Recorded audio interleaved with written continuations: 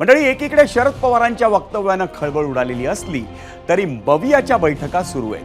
अगदी काही मिनिटांपूर्वी मवियाची जागा वाटपाची बैठक संपली. त्यात महाविकास आघाडीत 260हून अधिक जागांचं वाटप फायनल झाल्याचं कळतंय. 20 ते 25 जागांवर तिढा अजूनही कायम आहे. मुंबईत आज मवियाची 2 सत्रात बैठक पार पडली आणि यामध्ये आधी मुंबई वगळता अन्य जागांवर चर्चा झाली आणि दुसऱ्या सत्रात मुंबईतल्या जागांवर खल झाला.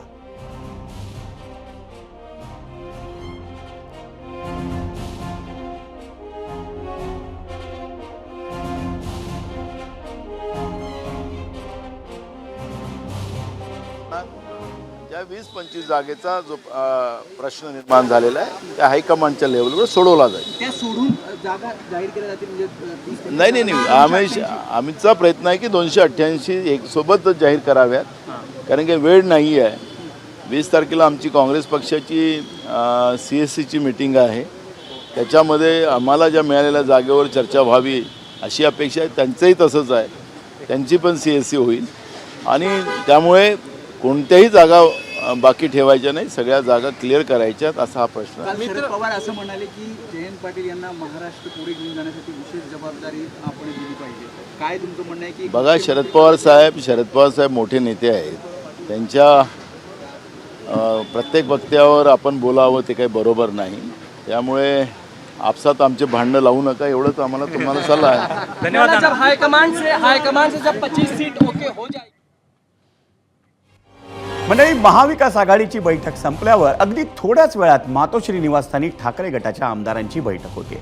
महत्त्वाचं म्हणजे ठाकरे गटाच्या विद्यमान 15 पैकी बहुतांश आमदारांना तिकीट मिळणार हे निश्चित झालेलं आहे आणि त्यासाठीचे AB फॉर्म त्यांना आजच्याच बैठकीत दिले जाणार आहेत. ज्या उमेदवारांना विशिष्ट मुहूर्त काढून फॉर्म न्यायचा आहे ते नंतर फॉर्म देणार आहेत, पण येत्या मंगळवारपासून उमेदवारी अर्ज भरता येणार आहे.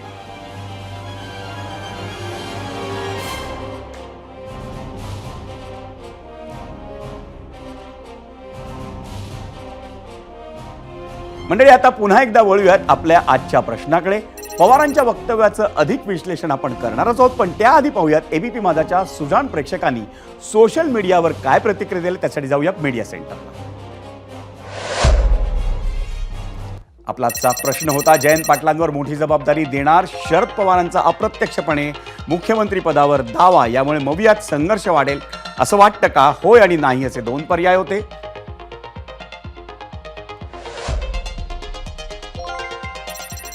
यूट्यूबवर अनिल घोणसे म्हणतायत, पवारांचा एवढा सगळा खटाटोप फक्त मुलीसाठी आहे.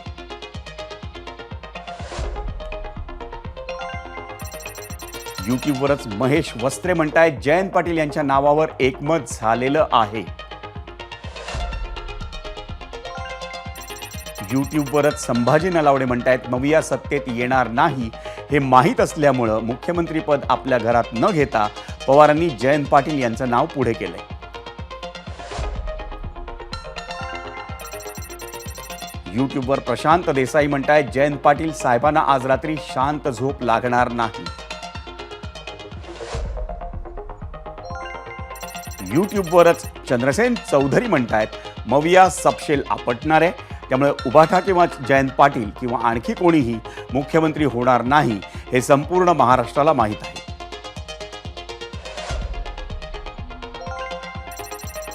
यूट्यूबवरच अशोक चाफेकर म्हणतायत, शरद पवार त्यांचा अजेंडा पुढे रेटायला लागले तर संघर्ष होणार.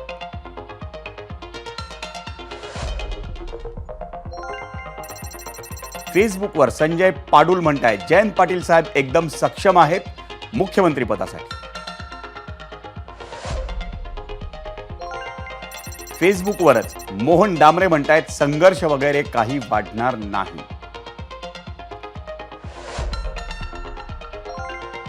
फेसबुकवरच विजय चंबळे म्हणतायत, जयंतराव पाटील मुख्यमंत्री पदासाठी लायक आहेत. पवारांच्या मनात काय असते ते बऱ्याच दिवसांनी समजते, अजितदादा पण ओळखू शकले नाही.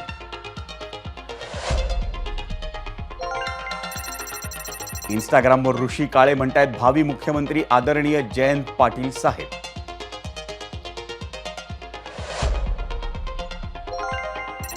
एक्सवर संजीवनी पुराणिक म्हणतायत, इलेक्शन होईपर्यंत कोणतेही तर्कवितर्क लावणे चुकीचे आहे.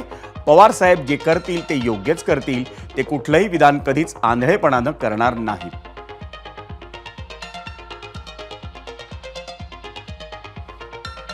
आणि मंडळी, या सगळ्या पार्श्वभूमीवर आपल्याला आता चर्चा करायची आहे ती काँग्रेसचे प्रवक्ते अतुल लोंढे यांची.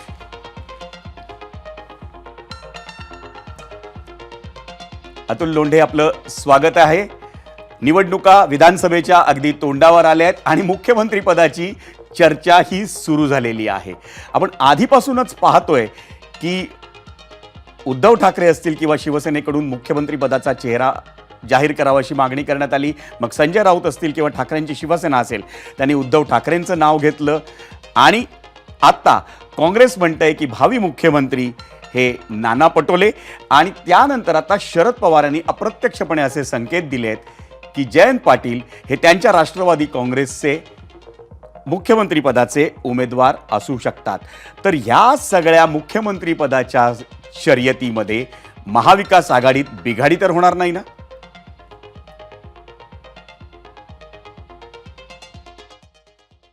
साहेबांनी सांगितलं मुख्यमंत्री पदाचा आता प्रश्न येत नाही, बहुमत मिळाल्यानंतर काय असेल ते आपण ठरवू, हे स्पष्टपणे पवार साहेबांनी सांगितलेलं आहे.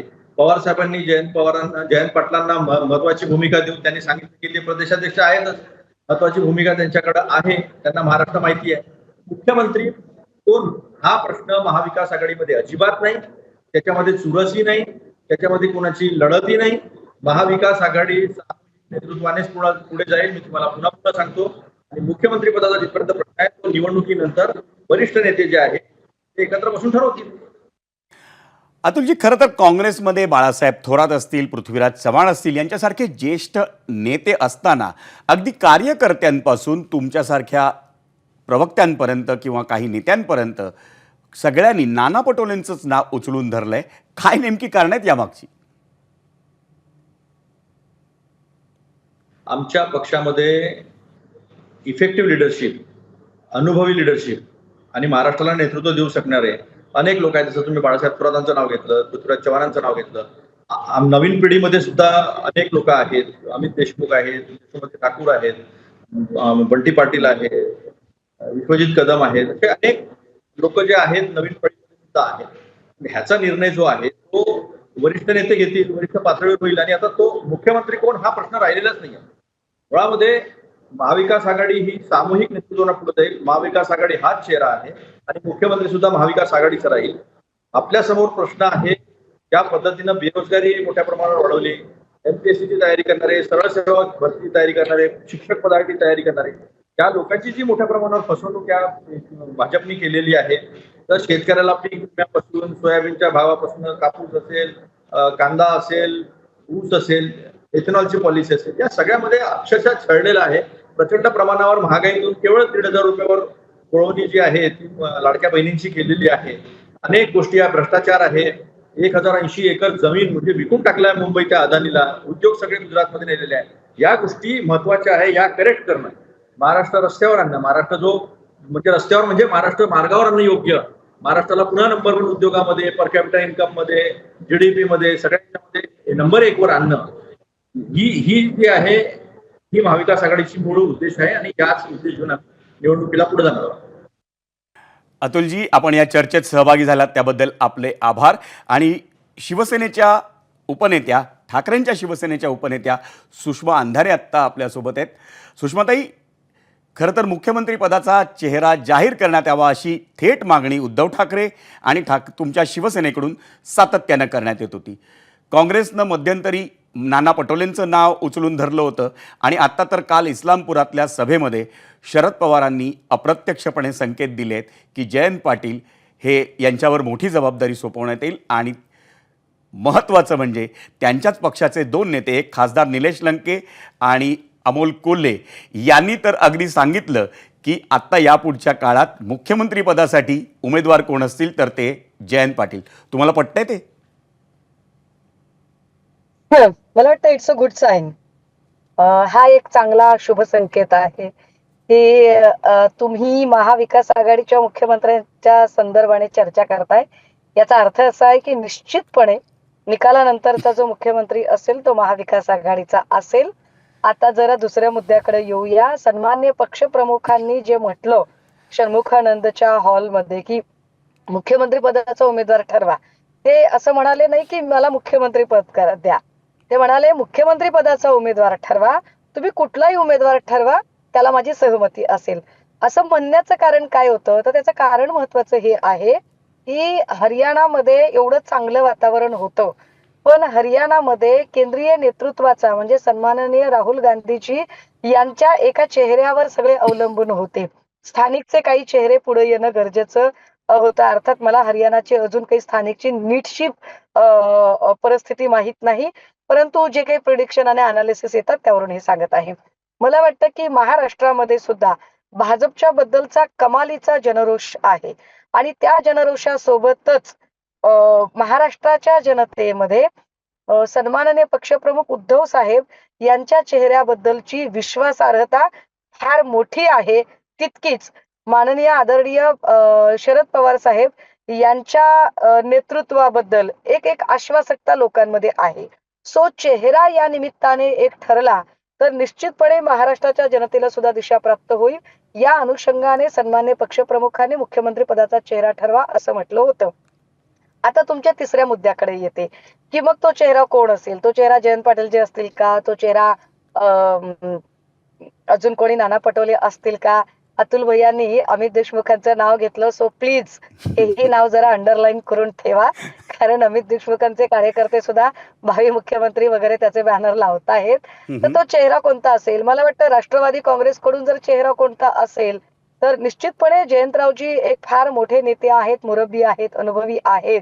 परंतु ज्या पद्धतीने एकूण महिलांना मुख्य प्रवाहात आणण्याचा प्रयत्न पवार साहेबांनी केलाय, 73व्या 74व्या घटना दुरुस्तीच्या निमित्ताने स्थानिक स्वराज्य संस्थांमध्ये महिलांचा मोठा वाटा असला पाहिजे यासाठी त्यांनी पुढाकार घेतला.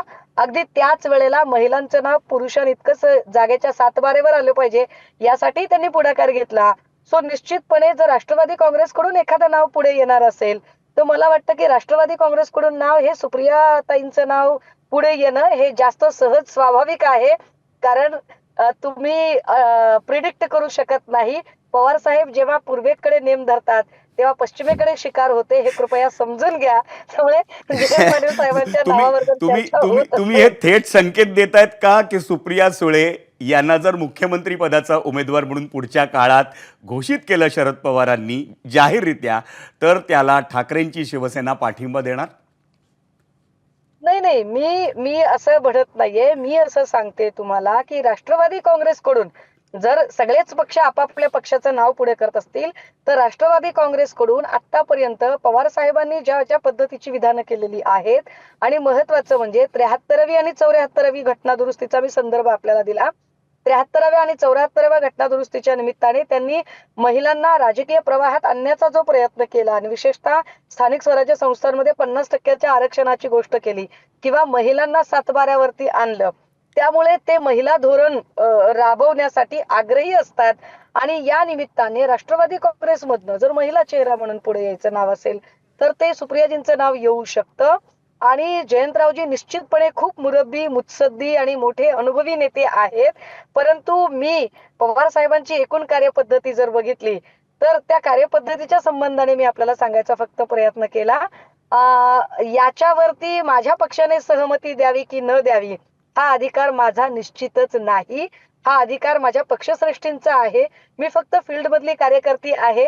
अधूनमधून राज्यशास्त्रातलं जे विद्यार्थी असण्याचं जे डोकं आहे ते उफाळून येतं. त्यामुळे राज्यशास्त्राची विद्यार्थिनी म्हणून जे काही माझं आकलन आहे ते आकलन फक्त आपल्या समोर ठेवायचा प्रयत्न केला, इतकंच. आपल्या आकलनातून आणखी एक नाव समोर येतंय, हे मला वाटतं त्याला आणखी काही आपण आत्ता नवीन तरी वाद नको करूया, पण तुर्तास तरी या चर्चेमध्ये आपण सहभागी झालात त्याबद्दल आपले आभार. एबीपी माझा, उघडा डोळे बघा नीट.